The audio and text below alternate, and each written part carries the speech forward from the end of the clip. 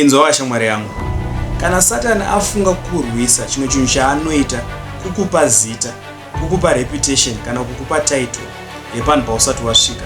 Ndakamboona kuti mhando yekubudirira kwevanhu vazhinji mareputation, mazita vakapiwa nenyika. Ukamboona here kune vanhu vanoti kana akakukumbira mari wobva wamuti hauna, wobva wati iwe wazviita ungaishayi mari yakati. Ende kune vamwe venyu munotoita kunge munotofungirwa nevanhu kuti mune mari yamunayo but iwe ustorina.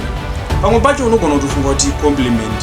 Dzimwe nguva tinozvisimbisa tichiti vanhu vane chinhu chavari kuona chiri mandiri, but dzimwe nguva inogona kunga avenue inotoshandiswa newakaipa kuti ikusundire kumashure, kuti iite kuti usaenderera mberi neupenyu hwako. Nokuti ona chinoitika, vanhu vakakufungira kuti uri pane rimwe level rausati wasvika, vachatanga kukuexpecta kuti utange kuoperata palevel iro rausati wasvika. Zvakangofanira kuti kana usati wangowa nemota usati waanayo, dzimweni dzenguva unogona kutanga kuzvipa pressure, utanga kuhwaya motikari uchipinda mumabhiri emari dzausina, because you are trying to live up to a reputation yawakapiwa nevanhu but hausati wasvika.